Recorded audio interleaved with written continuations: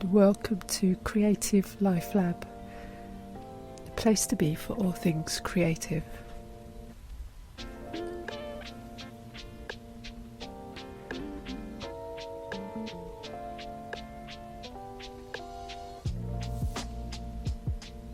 So we want to think about how to create the life you can love. It's all fine learning these ways to make money, but what is it all for? Well, hopefully it's for the future. What if I want that life right now? What can I do to have that, or know I'm on my way to it? I think it is important to pause and reflect right now.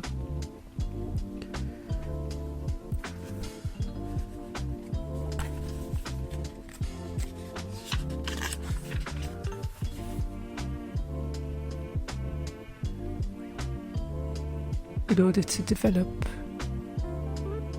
the prosperity mindset,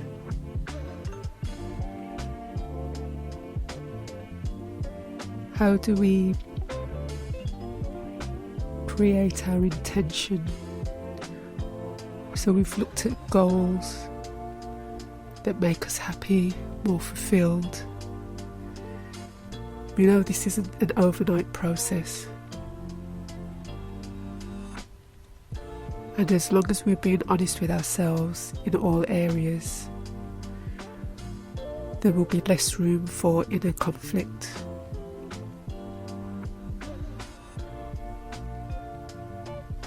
So this is about manifesting what it is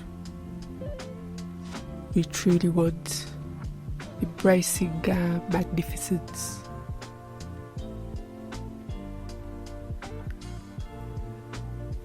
Now, the greatest coaches out there say that in order to manifest, you first need to get clear on what it is you're trying to manifest, be specific.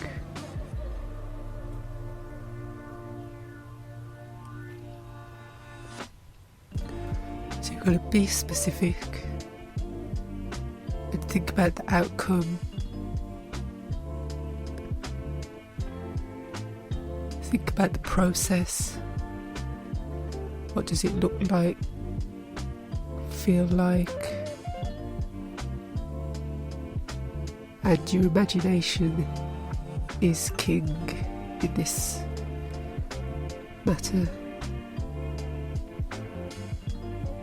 Imagine yourself doing what it is. Or how would you feel once you've achieved that goal, on your journey to that goal?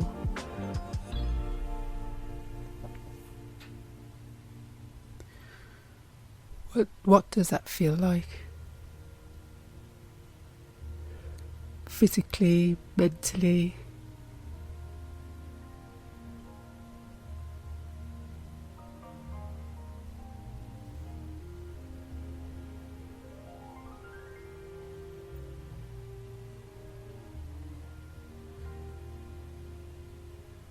And most importantly is to put emotion into that intention, into that manifestation.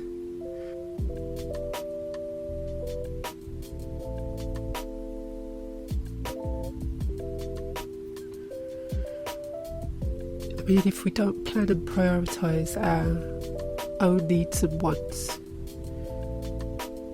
we'll be running around catering to others and not ourselves, leading to poor health, physically and mentally.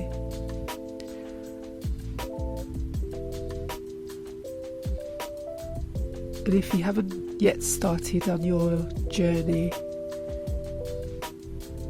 or have set any intentions or goals, this is a great time to start or begin at least thinking about what it is you want for your future. It's good to check in and discover who you want to be for the next stage of your life. I do talk about the book Embrace Your Magnificence by Fabienne Fredrickson, and she gives a relatable perspective on working towards what you truly want. So working towards what you truly want doesn't have to be expensive.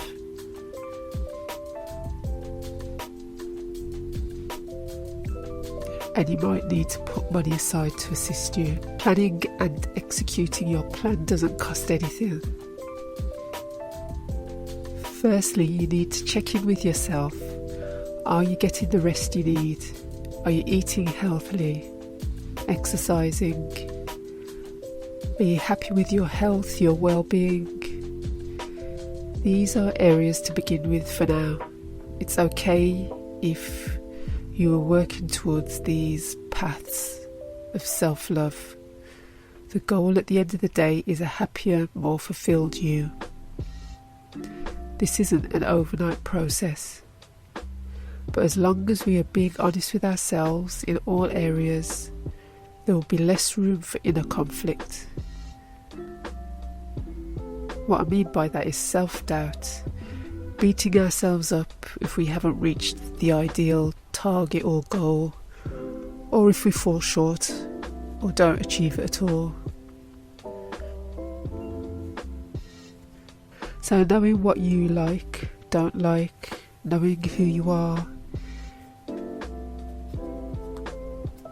is what's important. It's not about what we see others doing.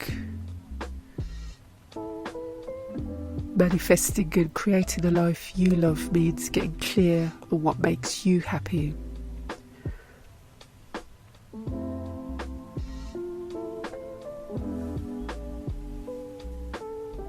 It's not about what friends or others want.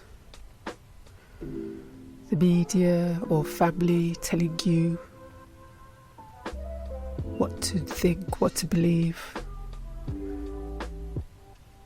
It's about what you want to believe. It's about what you believe.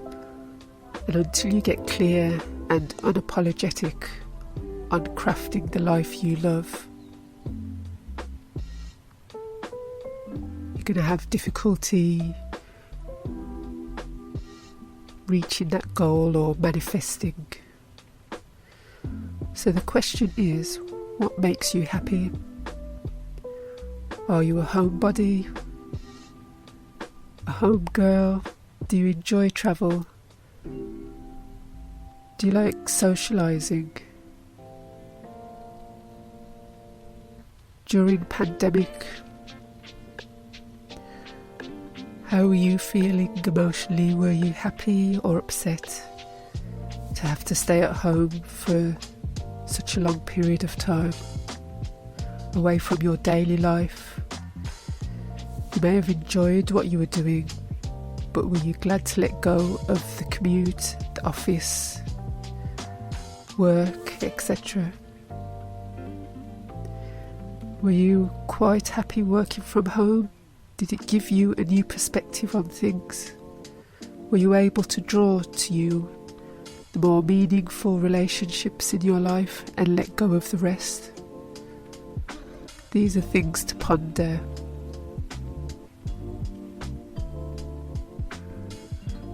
Did you miss the social relationships that played out day to day? Other questions to ask yourself are, what do you enjoy doing? And just note, these things don't have to cost a lot of money. Where do you like to go?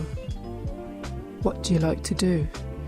Do you like to cook, eat out, walk outdoors? Or maybe it's writing, art, yoga. What is it?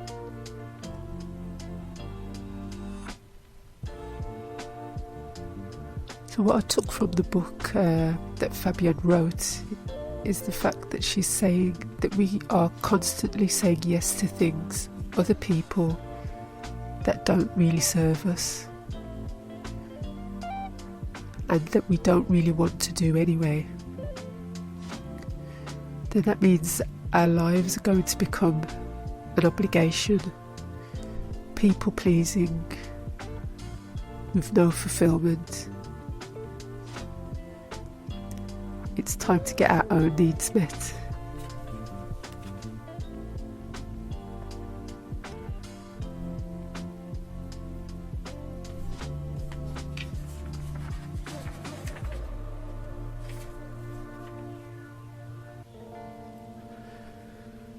Ways we could assess this or reflect is you may want to journal this and come back to it from time to time. Why? Because we're continually growing, learning things, unlearning things, what makes us happy, what doesn't. And to maintain this vision, this motivation,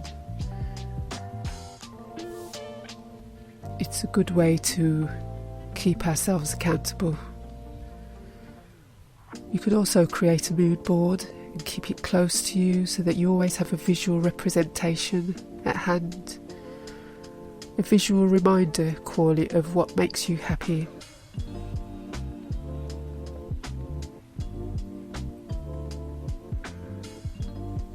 Clarity on what you truly want and not what others think you're good enough for. So what are the benefits of doing this? Well, it helps create boundaries. It helps you to say no to the things that do not align with your journaled needs or your visionary board or life goals. I mean, think about the times in your life when you've been unhappy. It's likely you've either not been clear on your goals, or you've allowed others or other issues to get in the way or take more of a priority.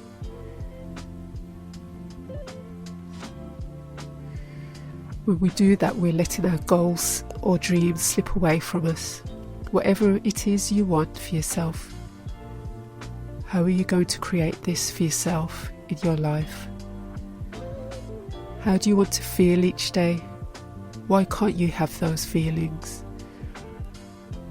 Not your boss, not the government, but you get to choose.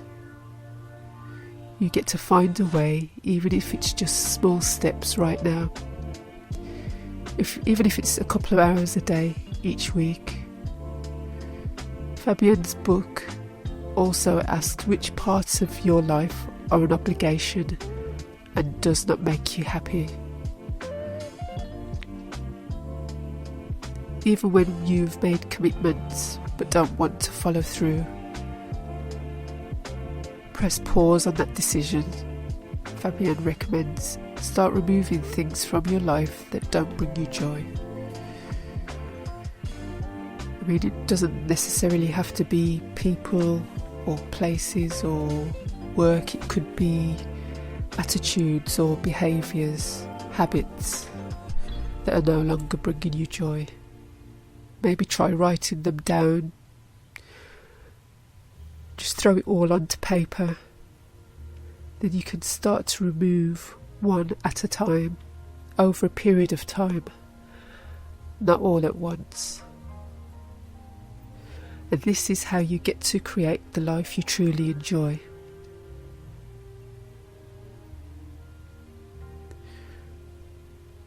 You might be asking yourself, will this bring me closer to my goal or pull me away from my goal? Well, for one thing, it will bring more clarity and more meaning to your life. It will help raise self-esteem, which in turn raises motivation, and it reduces exposure to what does not bring you joy. Whether it be people, places, things, habits, environments. Commit to what will bring you joy and ultimately create healthier boundaries for you. You deserve this life. You are showing love to yourself. You are affirming that you are worthy of your dreams. No longer allow others' needs to take precedence over your own anymore.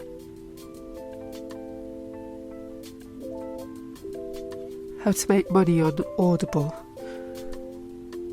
and the effective ways you can earn an income.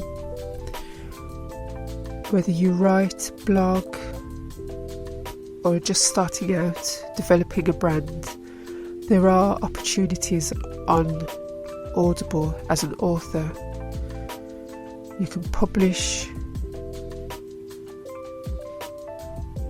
your audiobook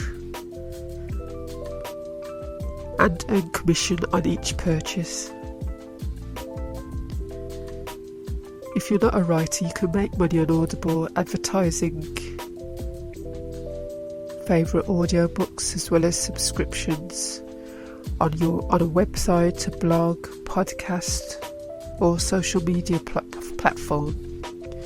You can even earn money when your viewers, visitors or listeners sign up for free Audible trials using your affiliate link or code.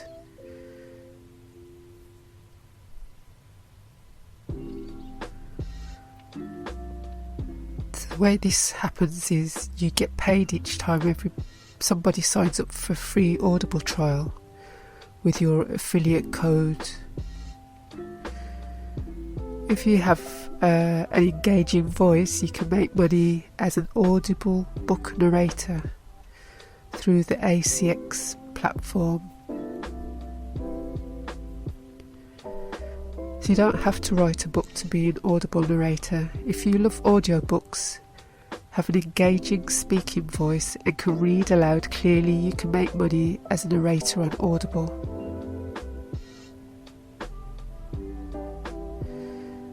So if you've ever done acting or voice acting and are comfortable reading aloud, or you've narrated books in the past, narrating audiobooks on Audible can be a solid source of income. You can decide whether to share 50% of royalties on Audible sales with the author or work for an hourly rate or both. Hourly rate. To make money as an Audible